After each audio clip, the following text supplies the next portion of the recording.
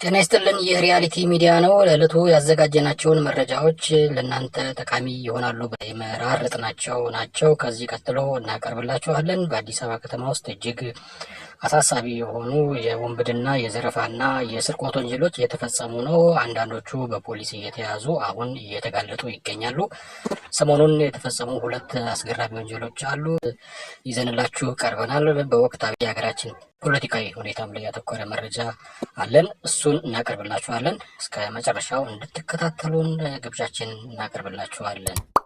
እኔን እስካሁን ደቂቃ ድረስ ፕሬዚዳንት አድርጎ የሾመኝ የለም ሲሉ የቀድሞው የኢትዮጵያ መከላከያ ሰራዊት ከፍተኛ አዛዥና የአሁኑ የትግራይ ብሔራዊ ክልላዊ መንግስት ጊዜያዊ አስተዳደር ምክትል ፕሬዚዳንት ሌተና ጄኔራል ታደሰ ወረደ ገልጸዋል።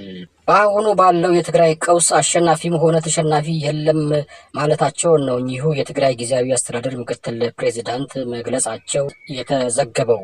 እስካሁኑ ሰዓት ድረስ የትግራይ ክልል ጊዜያዊ አስተዳደር ፕሬዚዳንት አቶ ጌታቸው ረዳ ናቸው ያሉ ሲሆን የሚጠበቅ ማስተካከያ ቢኖርም እኔን እስካሁኑ ደቂቃ ድረስ ፕሬዚዳንት አድርጎ የሾመኝ የለም ብለዋል። ሆኖም ያሉንን ችግሮች በአንድነት መንፈስ ለመፍታት የሚያስችል እድል ከተፈጠረ ኃላፊነቱ ያለመቀበል ፍላጎት የለኝም ሲሉ ገልጸዋል። ፕሬዚዳንት ጌታቸው ከመቀለ ወጥተዋል። ፕሬዚዳንት ጌታቸው ወጥቶ የሚቀርባት ትግራይ መኖር የለባትም፣ ትናንት እንደዛ ከነበረ ዛሬና ነገ መኖር መደረግ የለበትም ብለዋል ጄኔራሉ።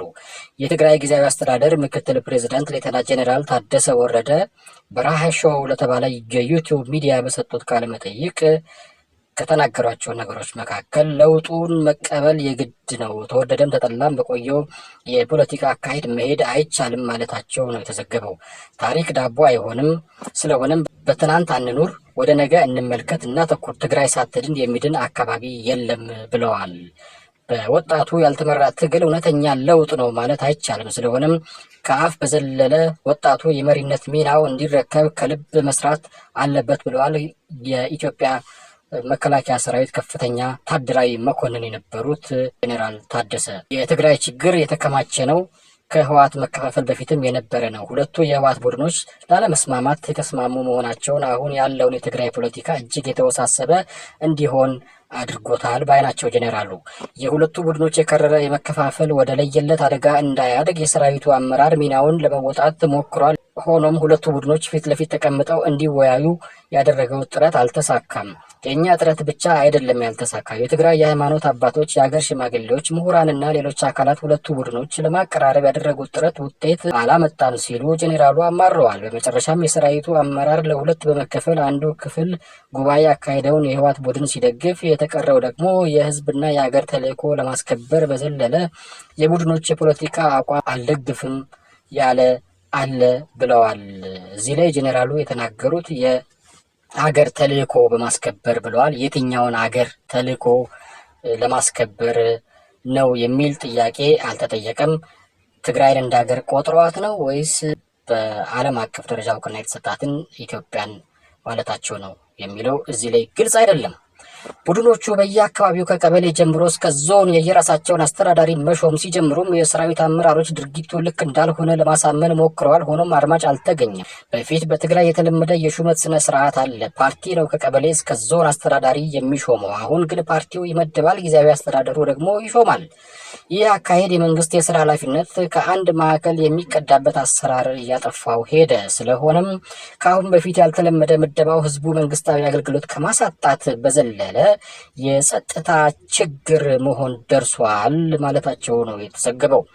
የጸጥታ ኃይሉ በዚህ መሃል በሁለት ገመድ እየተጎተተ ስራውን ለመስራት ተቸግሯል ሲሉም አማረዋል። የአሁኑ መከፋፈል ከ93 ዓመተ ምህረት መከፋፈል የከፋ ነው። 93 ዓመተ ምህረት ያጋጠመው መከፋፈል የመንግስት ስልጣን የተቆጣጠረው ቡድን ነው ያሸንፈው፣ ከመንግስት መዋቅር ውጭ ያለው ደግሞ ተሸናፊ ሆነ። የአሁኑ ግን እንደዛ አይደለም፣ ምክንያቱም ሁለቱ ልዩነት የፈጠሩ ቡድኖች በመንግስት የስራ ኃላፊነት የነበሩ ስለሆኑ ብለው በ1993 ዓመተ ምህረት በቀድሞው የኢትዮጵያ ጠቅላይ ሚኒስትር መለስ ዜናዊ አመራር ጊዜ የተፈጠረውን በህወሓት መካከል የተፈጠረ መከፋፈል አስታውሰዋል። ችግሩ ሲጀመር የጸጥታው አካል የሁለቱ ቡድኖች የመከፋፈል አካል አልነበረም፣ ፓርቲው እንጂ። የጸጥታ አካሉ በሚያስከፋ መልኩ ሳይከፋፈል ረጅም ጊዜያት ተጉዘዋል። ኋላ ላይ ግን የፓርቲው መከፋፈል ምሁሩን፣ ፖሊሱን፣ የፖለቲካ ኤሊቱን፣ ሌላውን እንደተከፋፈለ ሁሉ የጸጥታ ኃይሉም እንዲከፋፈል ሰለባ አድርጓል። ይህ ሆኖ ቀውሱ ከአቅም በላይ ሆኖ ትርምስ እንዳይፈጠር የጸጥታ ኃይሉ ከባድ የሆነ ስራ ሰርቷል ብሏል። ሰራዊቱ የፖለቲካ ብልሽት ተጠቂ ወይም ቪክቲም እንጂ ግጭትና ቀውስ ጠማቂ አለመሆኑን ነው ጄኔራሉ የተናገሩት። በአሁኑ ወቅት አሸናፊ የሚባል የፖለቲካ ኃይልም ይሁን ቡድን የለም። ሁለቱ የህወሓት ቡድኖች የወጣቱ ስሜት ከማጋጋል ባለፈ ያመጡት ለውጥ የለም። ስለሆነም ነው አሸናፊ እና ተሸናፊ የለም የሚባለው። አሁን በትግራይ ያለውን የከፋ ሁኔታ በጠመንጃ ፈታለሁ ብሎ መቀስቀስ ውጤቱ የባሰ እንጂ የተሻለ ተብሎ የሚወሰድ አይደለም። እርስ በርሳችን ለመዋጋት ከሆነ የሚፈለገው በዚህ አካሄድ የሚገኝ አዎንታዊ ውጤት የለም። ስለሆነም በእርጋታ ማሰብ ያለብን ጊዜ ቢኖር አሁን ነው ብሏል ጄኔራል ታደሰ ወረደ። ዳግም ጦርነት ይፈጠራል ወይ? የውስጣችን ችግር በሰላማዊ መንገድ ይፈታል የሚል እምነት አለኝ። ከዚህ በመነሳት በውስጣችን የእርስ በርስ ጦርነት ይካሄዳል የሚል አልቀበልም፣ አይኖርምም። በኢትዮጵያና በኤርትራ መካከል የሚታየውን መሳሳብ ወደ ጦርነት እንዳያመራ እንደ ትግራይ የበኩላችንን ጥረት ማድረግ ይጠበቅብናል። የውስጣችን ችግር ከፈታ ደግሞ ከውጭ የሚመጣ ጦር ይኖራል ብዬ አልገምትም፣ አላምንም በማለት ተስፋቸውን ገልጸዋል። እስካሁን ሰዓት ድረስ የትግራይ ጊዜያዊ አስተዳደር ፕሬዚዳንት ጌታቸው ረዳ ናቸው። የሚጠበቅ ማስተካከያ ቢኖርም እኔ እስካሁን ደቂቃ ድረስ ፕሬዚዳንት አድርጎ የሾመኝ የለም። ሆኖም ያሉንን ችግሮች በአንድነት በመንፈስ ለመፍታት የሚያስችል እድል ከተፈጠረ ኃላፊነቱን ያለመቀበል ፍላጎት የለኝም ብለዋል በሰጡት መግለጫ። በትግራይ ወጣ ብለን ሌሎች ዜናዎችን፣ የወንጀል መረጃዎችን እናቀብላችኋለን። የሚጠብቁትን ተቋም የዘረፉ የጥበቃ ሰራተኞች በቁጥጥር ስር ዋሉ። የተጣለባቸውን ኃላፊነት ወደ ጎን በማለትና ከወንጀል ፈጻሚዎች ጋር በመመሳጠር ከሚጠብቁት ድርጅት ላይ ቤት ሰብሮ የስርቆት ወንጀል የፈጸሙ የጥበቃ ሰራተኞች ከነ አባሪዎቻቸው በቁጥጥር ስር መዋሉን የአራዳ ክፍለ ከተማ ፖሊስ መምሪያ ገልጸዋል። ተጠርጣሪዎቹ ወንጀሉን የፈጸሙት የካቲት 16 ቀን 2017 ዓ.ም በአራዳ ክፍለ ከተማ ወረዳ 1 ልዩ ቦታው ፒያሳ ጣይቱ ሆቴል ቅጥር ግቢ ከሚገኘው ቶም ቪዲዮግራፊ እና ፎቶግራፊ ማሰልጠኛ ተቋም በሌሊቱ ክፍለ ጊዜ ነው። ሁለቱ ተጠርጣሪዎች በፒያሳ ጣይቱ ሆቴል ቅጥር ግቢ ውስጥ በሚገኘው ቶም ቪዲዮግራፊ እና የፎቶግራፊ ማሰልጠኛ ውስጥ በጥበቃ ሰራተኝነት ተቀጥረው ይሰራሉ።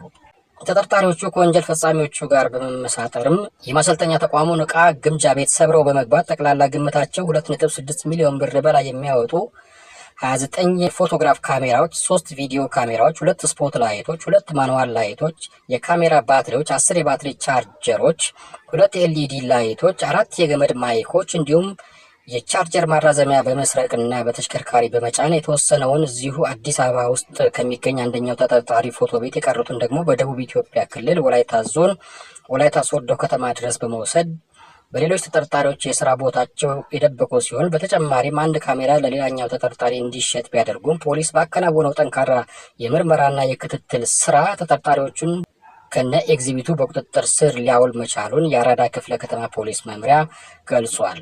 ፖሊስ ተጠርጣሪዎቹን በቁጥጥር ስር ለማዋልና ኤግዚቢቶቹን ለማስመለስ ባከናወናቸው ተግባራት የፌዴራል ፖሊስ ኢንቴሊጀንስ እና የወላይታ ዞን ፖሊስ መምሪያ ላደረጉት ትብብር ምስጋና አቅርበዋል።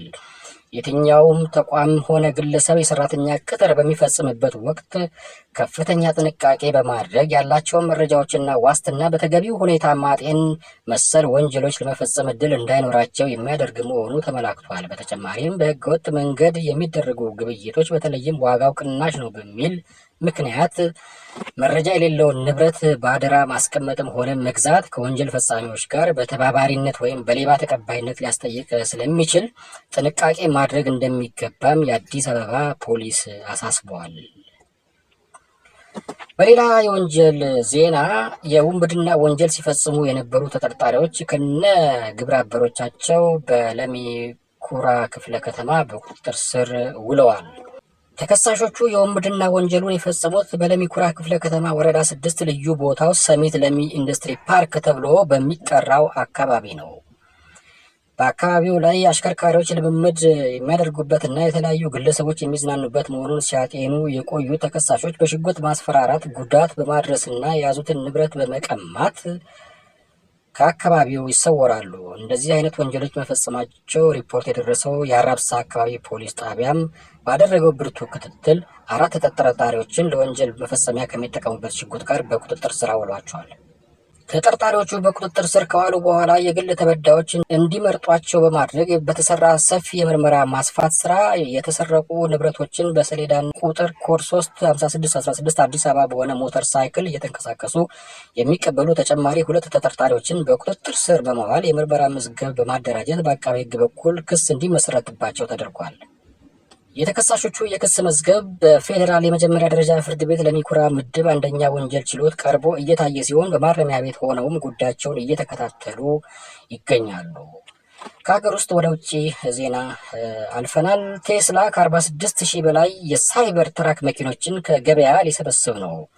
የዓለም ቀዳሚ ተሽከርካሪ አምራች ኩባንያ ቴስላ ከ46,000 በላይ የሳይበር ትራክ መኪኖችን ከገበያ ላይ እንዲሰበሰቡ ጥሪ አቅርቧል። በኢለን መስክ የተመሰረተው ይህ ኩባንያ በኤሌክትሪክ የሚሰሩ ተሽከርካሪዎችን በማምረት የሚታወቅ ሲሆን በደንበኞቹ እጅ የሚገኙ ምርቶቹ እንዲመለሱ መጠየቁን ሮይተርስ ዘግቧል። ዩሮኒውስ ኩባንያውን ዋቢ አድርጎ እንደዘገበው ከፈረንጆቹ ኖቬምበር 2023 እስከ 2025 ባሉት ዓመታት ውስጥ የተመረቱ ከ46,000 በላይ የኩባንያ ምርቶች እክል አጋጥሟቸዋል። ኩባንያው እንዳሳወቀው ምርቶቹ ያጋጠማቸው ችግር አደጋ ሊያስከትል ይችላል። ኩባንያው መኪናዎቹን ከሰበሰበ በኋላ ችግር የተገኘበትን ክፍል የማስተካከልና ከብሔራዊ የፍጥነት መንገድ ደህንነት አስተዳደር ጋር የማጣጣም ስራ ይሰራል ተብሏል። ይህ ጥሪ የዘንድሮ ዓመት የኩባንያው አክሲዮን ዋጋ ፍላጎት እንዲቀንስ ያደርጋል የሚል ስጋት የፈጠረ ሲሆን ለቴስላ ኩባንያ ትልቅ ተግዳሮት ሊፈጥር እንደሚችል ተጠቁሟል። ይህ ሪያሊቲ ሚዲያ ነው። ለዕለቱ የተዘጋጀው መረጃ እዚህ ላይ ተጠናቋል። ሰብስክራይብ፣ ላይክ፣ ሼር በማድረግ ቻናሉን እንድትደግፉ ጥሪያችንን እናቀርብላችኋለን። መልካም ጊዜ